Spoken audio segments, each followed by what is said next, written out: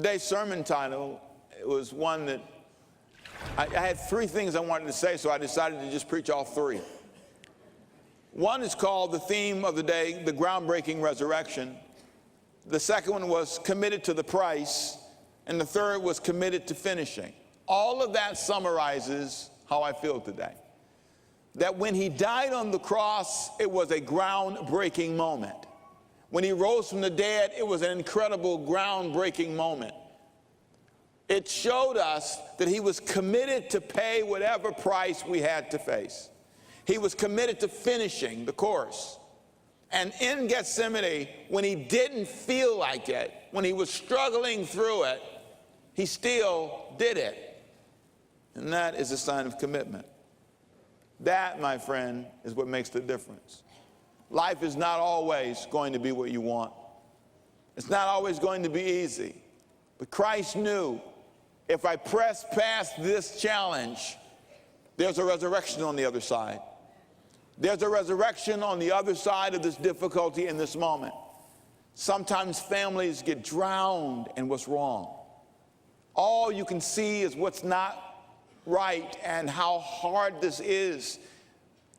You're just convinced that divorce is the answer. You're just convinced that quitting the job is the answer. You're just convinced, you've convinced yourself there's no one that can turn you around.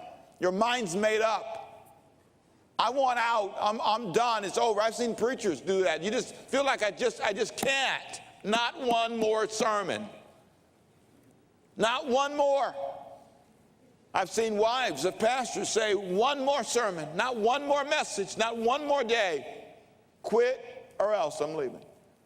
I will not have them talk to me that way. I will not have another member ask me about my clothing. I will not have another woman come up to me and say, you gained a pound in your left hip. Oh, people are amazing. You almost sometimes can feel that there's no way I can pay that price another day. Oh, it was overwhelming in Gethsemane that day. So much so that the Bible said sweat, like big drops of blood, fell from him.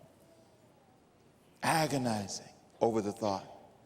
But in the back of his mind, there was a commitment. You're worth it. You're worth it, disciples. Even though you're falling asleep, you're worth it. You're worth the sacrifice, you're worth the love, you're worth the time. In this job, I tell myself every week, they're worth it. You're worth every mile I travel. You're worth every effort I give. You are worth God's best. Jesus did not die because you were worth nothing. For God so loved the world that he saw something in you that he was willing to give himself. This is all about showing your value. Jesus looked and said, if I hang in here, if I press beyond this moment, there'll be a resurrection. You know, they say in one study that people who get divorced, 90% are not happy in 5 years. They wish they'd hung in there. They have a second thought. I wish I tried a little harder. I wish we just decided to lay down the issue about the money for just a moment. I wish we could have just laid aside the issue for just a moment. There are people who regret stopping. I had someone tell me that just the other day. I wish I'd fought just a little harder. I had a man tell me, I wish I'd finished school. All the guys around me were in the military, and they pressed their way through that difficult professor or that difficult class, but I quit. They graduated, I didn't. They saw a resurrection, I didn't. The question is, have you stopped seeing the possibility of a resurrection? Jesus saw a moment and a potential that some never see. If I hang in here, I'll rise again.